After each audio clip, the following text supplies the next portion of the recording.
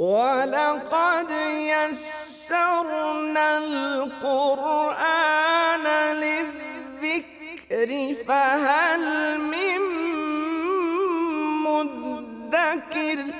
اگلی آیت لے لیتے ہیں، آج کے سبق کی 130 نمبر ہے، وَمَن يَرْغَبُ عَن مِّلَّةِ إِبْرَاهِيمَ إِلَّا مَن سَفِهَ نَفْسَهُ وَلَقَدِ اصْطَفَيْنَاهُ فِي الدُّنْيَا وَإِنَّهُ فِي الْآخِرَةِ لَمِنَ الصَّالِحِينَ۔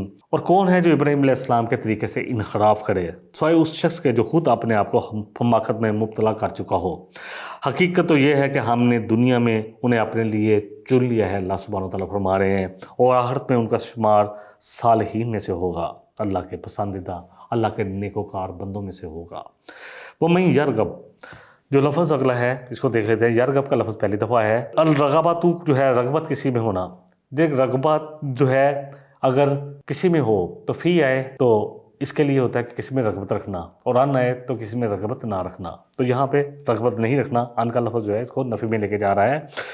الرغبۃ مادہ ہے را، غا اور بے یا رے، غین اور بے، اس سے 8 کلمات قرآن کریم میں آئے ہیں۔ الرغبۃ اس کے اصل معنی ہے کس چیز میں وسعت کے ہیں، رغبت رکھنا، راغب فیہ و الیہ کے معنی ہے کس چیز میں پر رغبت رکھنا اور اس کے لیے کوشش کرنا، حرص رکھنا، یہ اس کے لیے آتا ہے۔ سورہ توبہ کی آیت نمبر 59 میں آتا ہے انا الی اللہ راغبون، کہ ہم اپنے رب کے ساتھ ہی رغبت رکھتے ہیں، لو لگائے ہوئے ہیں۔ راغبہ ان کے معنی ہے کسی چیز سے بے رغبت اختیار کرنا، کیونکہ یہاں ان کا لفظ ہے تو اس لیے وَمَن یرغب عن ملۃ ابراہیم، اور کون ہے جو ابراہیم علیہ السلام کی ملت ان کے طریقے سے رغبت نہ رکھے، انحراف کرے۔ ملت جو ہے لفظ یہ پہلے بھی الحمدللہ ہو چکا ہے۔ الملت میم لام لام مادہ ہے، قرآن میں 18 مرتبہ ہے۔ الملت دین کی طرح ملت بھی ایک دستور کا نام ہے جو اللہ سبحانہ وتعالیٰ نے انبیاء کرام کی زبان پر بندوں کے لیے مقرر کیا ہے تاکہ اس کے ذریعے وہ قرب خداوندی حاصل کریں۔ اور ملت میں فرق یہ ہے، دین اور ملت میں، کیونکہ دین کا لفظ بھی آپ سنتے ہیں، ملت بھی، دین اور ملت میں فرق یہ ہے کہ ملت کی اضافت اس نبی کی طرف ہوتی ہے جس کا وہ دین ہوتا ہے، جس طرح اللہ سبحانہ وتعالیٰ فرما رہے ہیں سورہ آل عمران کی آیت نمبر 95 میں فَاتَّبِعُوا مِلَّةَ إِبْرَاهِيمَ، بس اسی دین کی پیروی کرو، اسی طریقے کی پیروی کرو جو ابراہیم علیہ السلام کا دین اور طریقہ ہے۔ ملت ان کا لفظ امللت الکتاب سے بھی مشتق ہے جس کے معنی ہے املا کرنا، لکھنا۔ سورہ البقرہ میں ہم پڑھیں گے جب قرض کی جو بہت لمبی آیات آئیں گی ان میں آتا ہے کہ املا وہ کروائے، دستاویز وہ لکھوائے جس کے اوپر حق ہے، یعنی جو لے رہا ہے قرضہ وہ لکھوائے۔ ملتن اور دین میں دوسرا فرق یہ ہے کہ کسی چیز کو اس کی من جانب اللہ مشروع کرنے کے لحاظ سے تو ملتن کہا جائے گا، اور اس کو قائم کرنا، اور اس کو قائم کرنا، اس کی اطاعت اور فرمانبرداری کرنا، یہ دین ہے، یعنی دین اطاعت اور فرمانبرداری کا نام ہے۔ الا من صفیہ نفسہ، اگلا لفظ ہے صفیہ، یہ لفظ بھی ہم پہلے پڑھ چکے ہیں قرآن میں، سین فے ہے سے ہے۔ الصفح جو ہے اس کے اصل معنی ہے جسمانی ہلکا پن، اور اس سے یہ لفظ نقصان عقل کے لیے بھی آیا ہے کہ عقل میں جب کمی آ جائے، بیوقوف انسان بن جائے تو اس کے لیے استعمال ہوتا ہے۔ صفحہ ان کا استعمال امور دنیاوی اور اخروی دونوں کے لیے ہوتا ہے۔ سورہ نساء کی آیت نمبر 5 میں آتا ہے وَلَا تُؤْتُوا السُّفَهَاءَ أَمْوَالَكُمْ، اللہ سبحانہ وتعالیٰ فرما رہے ہیں اور نادانوں کو ان کے مال نہ دو جو تمہارے پاس ہیں۔ سورہ جن میں آتا ہے کہ جب جنوں کی جماعت نے قرآن سنا تو جب ان کو پتہ چلا کہ ہمارے کچھ بیوقوف کیسی باتیں کرتے تھے تو وہاں انہوں نے کہا وَإِنَّهُ كَانَ يَقُولُ سَفِيهُنَا عَلَى اللَّهِ شَطَطًا، اور یقیناً ہمارے بیوقوف بے کر لوگ اللہ کے بارے میں بہت زیادتی والی باتیں کرتے تھے، اللہ کے ساتھ شرک کی باتیں کرتے تھے۔ وَمَن یرغب عن ملۃ ابراہیم الا من صفیہ نفسہ، اس سے زیادہ اللہ فرما رہے ہیں کہ بیوقوف کون ہو سکتا ہے جو ابراہیم علیہ السلام کے طریقے سے انحراف کرے، اس میں رغبت نہ رکھے۔ النفس جو ہے اس کے معنی روح، ضمیر، جان سب کے آتے ہیں۔ سورہ البقرہ کی آیت نمبر 235 میں آئے گا وَاعْلَمُوا أَنَّ اللَّهَ يَعْلَمُ مَا فِي أَنفُسِكُمْ، جان لو کہ اللہ تمہارے اندر جو موجود ہے نا، جو تمہارے اندر ہے، جو تمہارے نفس میں ہے، اس کو جانتا ہے۔ وَلَقَدِ اصْطَفَيْنَاهُ فِي الدُّنْيَا، اللہ فرمایا کہ ہم نے چن لیا تھا ابراہیم علیہ السلام کو دنیا میں بھی۔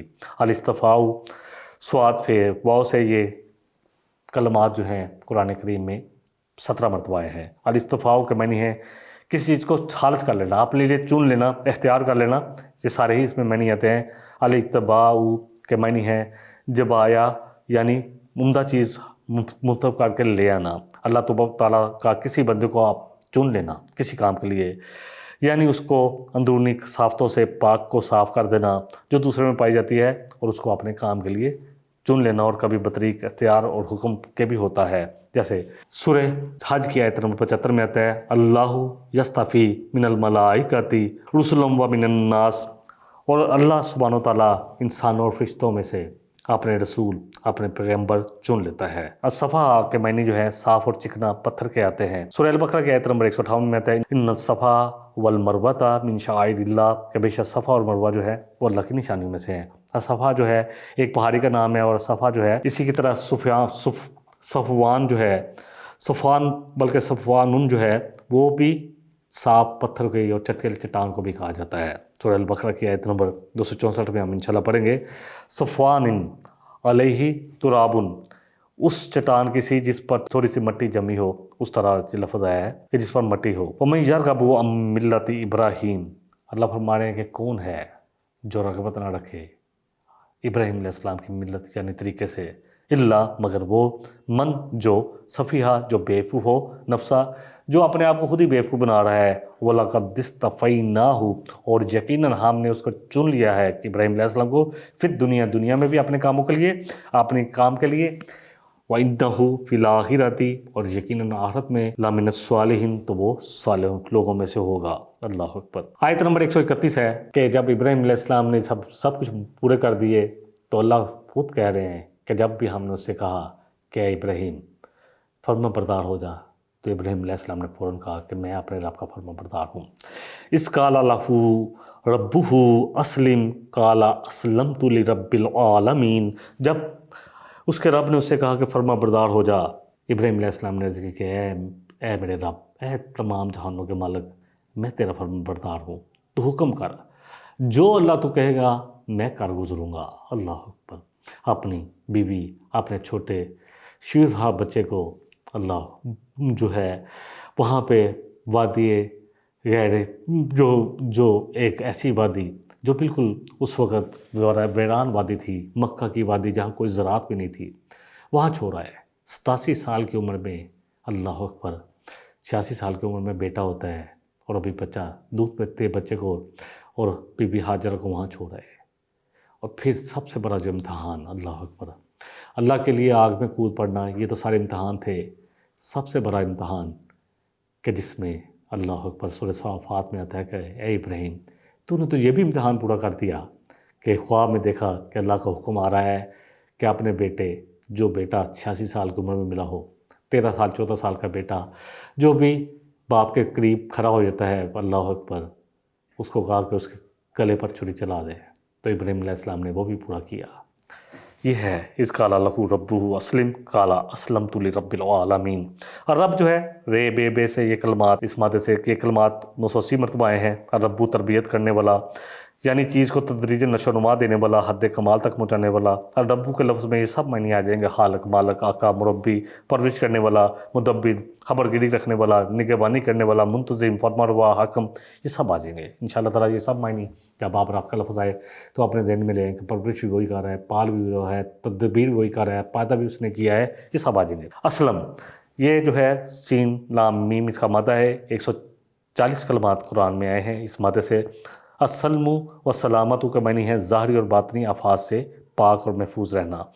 سلیمہ یسلم سلامتاً و سلامن کے معنی ہے سلامت رہنے کے ہیں. یا ایھا الذین آمنوا ادخلوا فی السلم کافہ، اے ایمان والو پورے کے پورے اسلام میں داخل ہو جاؤ، یعنی اسلام میں سلامتی والے دین میں داخل ہو جاؤ. اس کو ایک دفعہ لفظی ترجمہ کر لیتے ہیں، پھر اگلی آیت لے لیتے ہیں. اس قال لہ ربہ اسلم قال اسلمت لرب العالمین. اس قال جب کہا، اس جو ہے جب، قالا کہا، لہو اس کے لیے، ربہ اس کے رب نے، اسلم کہ اے ابراہیم فرما بردار ہو جا، سر تسلیم ہم کر دے میرے ہر حکم کے آگے، جو میں کہوں اس کو بجا لا. تو کہا، کیا کہا؟ قالا کہا ابراہیم علیہ السلام نے، اسلمت کہ میں فرما بردار ہوتا ہوں، لی رب العالمین اپنے رب کے لیے جو تمام جہانوں کا پروردگار ہے، رب ہے، مالک ہے. اگلی جو آیت ہے اس کو لے لیتے ہیں، آیت نمبر 132 جو آج ہمارے سبق کی آخری آیت ہے. وَوَصَّى بِهَا إِبْرَاهِيمُ بَنِيهِ وَيَعْقُوبُ. اللہ فرما رہے ہیں کہ وصیت کی، اور اس کی وصیت کی ابراہیم علیہ السلام نے اور یعقوب نے اپنے بیٹوں کو. یا بنیا ان اللہ اصطفیٰ لکم الدین فلا تموتن الا وانتم مسلمون، کہ اے میرے بیٹو اللہ نے تمہارے لیے اس دین اسلام کو چن لیا ہے، دیکھو تمہیں موت نہ آئے مگر اس حال میں کہ تم مسلمان ہو، یعنی موت تو آنی ہے لیکن تم موت تک مسلمان رہو۔ اللہ اکبر، بڑی خوبصورت آیت۔ اس کو تھوڑا سا لفظی ترجمہ بھی کر لیتے ہیں اور سمجھ بھی لیتے ہیں لفظوں کو بھی۔ وصا کا لفظ جو ہے الوصیت، اس سے ہے واو صاد یا، اس کا روٹ ورڈ ہے، مادہ ہے، اور اس مادے سے 32 کلمات قرآن کریم میں آئے ہیں۔ الوصیت واقعہ پیش آنے سے قبل کسی کو ناصحانہ انداز میں ہدایت کرنے کے معنی میں آتا ہے۔ اوصاہو و وصاہو کا معنی ہے کسی کو وصیت کرنا۔ یہاں اللہ سبحانہ تعالیٰ فرما رہے ہیں وصا بہا ابراہیم بنیہ و یعقوب، کہ اللہ فرما رہے ہیں کہ اسی کی وصیت کی تھی ابراہیم علیہ السلام نے اور یعقوب علیہ السلام نے اپنے بیٹوں کو۔ یعقوب علیہ السلام نے وصیت کی تھی۔ اوصا جو ہے یہ کہتے ہیں وصیت کرنے کے لیے آتا ہے وصینا، اللہ جیسے فرما رہے ہیں سورہ العنکبوت کی آیت نمبر 8 میں وصینا الانسان، کہ ہم نے انسان کو وصیت کی۔ اور پھر وصیت جو لکھی جاتی ہے، جو انسان مرنے سے پہلے لکھواتا ہے، اس کے لیے بھی یہ لفظ یہی استعمال ہوتا ہے۔ وصیت جو ہے کتنی اہم ہدایت ہے جو اللہ اکبر انسان اپنی اولاد یا اپنے پیچھے رہنے والوں کو کرتا ہے۔ من بعد وصیتیں یوصی بہا او دین، سورہ نساء میں آتا ہے کہ وصیت جو ہے مال اولاد میں تب تقسیم ہوگا، وراثت تب تقسیم ہوگی جب کہ وصیت جو ہے وہ پوری کی جائے اور قرض ادا کیا جائے۔ قرض پہلے ادا ہوگا، وصیت بعد میں پوری ہوگی، اور پھر مال جو ہے وہ جو رشتہ دار ہیں، مطلب حقدار ہیں، ان کو تقسیم ہوگا، جو وراثت کے حقدار ہیں ان میں ہوگا۔ وتواصوا بالحق وتواصوا بالصبر، سورہ والعصر میں آتا ہے کہ کون لوگ ہیں جو خسارے سے بچیں گے۔ والعصر ان الانسان لفی خسر، اللہ فرما رہے کہ قسم ہے زمانے کی، تمام انسان خسارے میں ہیں۔ الا الذین آمنوا وعملوا الصالحات وتواصوا بالحق وتواصوا بالصبر، مگر وہ لوگ جو ایمان لائیں اور پھر ایمان کے مطابق صالح عمل بھی کریں۔ صرف ایمان لانا کافی نہیں ہوگا، اور پھر آپس میں صرف اپنے تک نہیں رکھنا بلکہ وصیت کرنی ہے، ایک دوسرے کو تاکید کرنی ہے، تلقین کرنی ہے حق کی اور صبر کی۔ اگلا لفظ جو ہے وہ وصا بہا ابراہیم بنی، کہ ابراہیم علیہ السلام نے بنی ہی و یعقوب، جس کی وصیت کی تھی یعقوب علیہ السلام نے اور ابراہیم علیہ السلام نے اپنے بیٹوں کو۔ بنا ان ابنی کے مادے سے، جو اس کا مادہ ہے یہ بے نون یہ، اس سے تقریباً 183 کلمات قرآن کریم میں آئے ہیں۔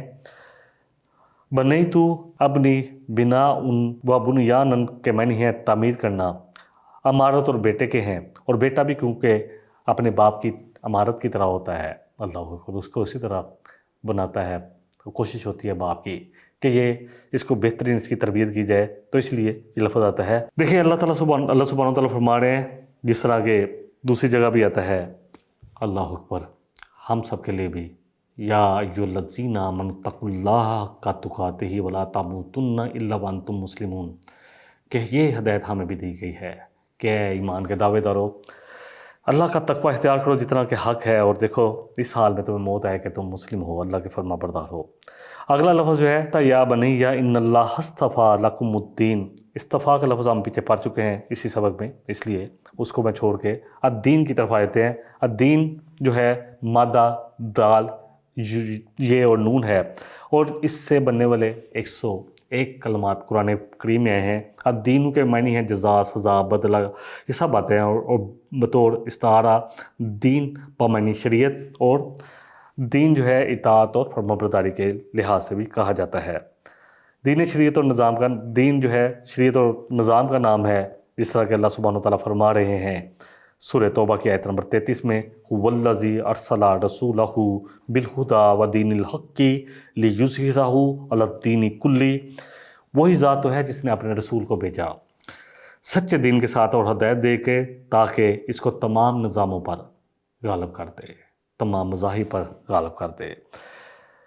پھر اس لفظ کو جو ہے قانون کی بھی لیے بھی استعمال ہوتا ہے، سورہ یوسف کی آیت نمبر 72 میں آتا ہے ما کانا لیأخذ اخاہ فی دین الملک الا ان یشاء اللہ، وہ بادشاہ کے قانون کی روح سے اپنے بھائی بنیامین کو نہیں روک سکتے تھے یوسف علیہ السلام، مگر یہ کہ اللہ نے جس طرح چاہا اس طرح ہوا، اور پھر اللہ سبحانہ وتعالیٰ اس کو پورا ایک جو ہے اس کا نام دے رہے ہیں کہ دین ہی جو ہے ان الدین عند اللہ الاسلام، سورہ ال عمران کی آیت نمبر 19، کہ دین تو اللہ کے نزدیک صرف اسلام ہی ہے۔ ولا تموتن، اور دیکھو تمہیں موت نہ آئے، میم واو تے اردو میں بولا جاتا ہے۔ اس مادے سے 165 کلمات قرآن میں آئے ہیں۔ الموت جو ہے یہ حیات کی ضد ہے، لہٰذا حیات کی طرح موت کی بھی کئی قسمیں ہیں۔ ایک وہ جو انسان اور حیوانات اور نباتات پودے بھی ختم ہو جاتے ہیں، حیوانات بھی مر جاتے ہیں، اسی طرح انسان بھی ان میں پائی جاتی ہے۔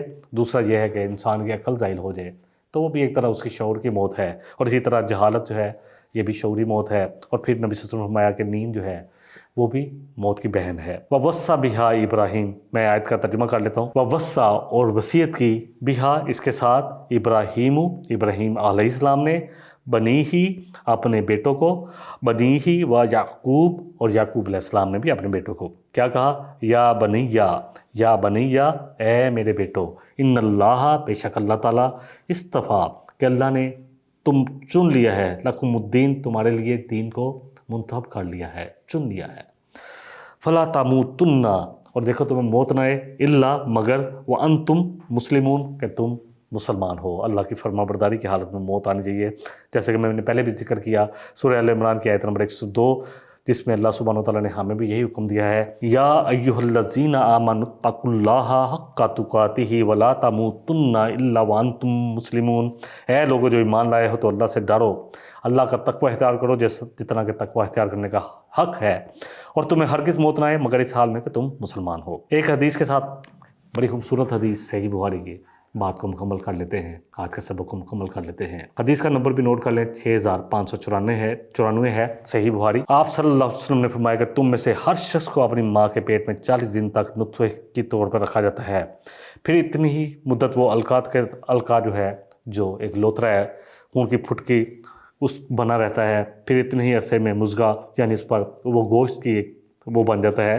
پہلے لوتھرا بنتا ہے پھر گوشت بن جاتا ہے، پھر 4 ماہ کے بعد اللہ ایک فرشتہ بھیج دیتے ہیں۔ جب بچہ اپنی ماں کے پیٹ میں 4 ماہ کا ہوتا تو ایک فرشتہ آ جاتا ہے، اور اس کے بارے میں ماں کے پیٹ میں ہی 4 باتوں کو لکھنے کا حکم دے دیا جاتا ہے، کتنا مال اس کو ملے گا دنیا میں، اس کی موت کب ہوگی، یعنی کتنی زندگی ملے گی، بدبخت ہوگا یا نیک بخت ہوگا۔ پس واللہ تم میں سے ایک شخص دوزخ والے کاموں میں کام کرتا رہتا ہے، اور جب وہ دوزخ کے بالکل قریب آتا ہے تو ایک بالش کا فاصلہ رہتا ہے تو اللہ کی تقدیر غالب آتی ہے اور وہ جنت والوں میں سے ہو جاتا ہے۔ یعنی تمہیں موت نہ آئے مگر اس حال میں کہ تم، کسی کو نہیں پتا، آج اگر کوئی ایک شخص نیک ہے تو پتہ نہیں موت سے پہلے وہ کیسے بدل جائے۔ اور پھر اسی طرح آپ نے فرمایا کہ ایک شخص تو جنت والوں سے کام کرنے لگتا ہے اور جنت میں چلا جاتا ہے، اور اسی طرح ایک شخص جنت والوں والے کام کر رہا ہوتا ہے، اور جب جنت کے قریب ایک بالش سے ایک ہاتھ کا رہ جاتا ہے فرق، یعنی بالکل آخری وقت آتا ہے تو اس کی تقدیر اس پر غالب آ جاتی ہے اور وہ دوزخی والے کام کرنا شروع ہو جاتا ہے، تو اللہ اکبر، تو پھر کیا ہوتا ہے کہ وہ دوزخ میں چلا جاتا ہے۔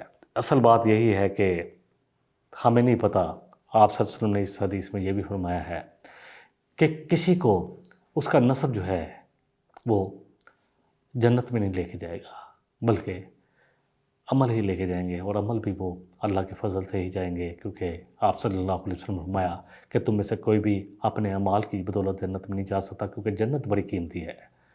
پوچھا کہ آپ بھی؟ اللہ اکبر، تو آپ نے فرمایا ہاں، جس کو اللہ چاہے اپنی رحمت اور مغفرت کی چادر میں لے لے۔ تو اللہ سے دعا یہی ہے کہ اللہ ہم سے ایسے کام کروا لے اور مرتے دم تک ہمیں مسلمان رکھے۔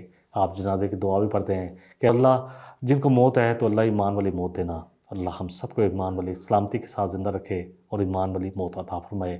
وآخر دعوانا ان الحمد للہ رب العالمین، سبحانک اللہم و بحمدک، اشہد ان لا الہ الا انت، استغفرک واتوب الیک۔ السلام علیکم ورحمۃ اللہ وبرکاتہ۔ إن هذا القرآن يهدي للتي هي أقوم ويبشر المؤمنين الذين يعملون الصالحات أن لهم أجرا كبيرا۔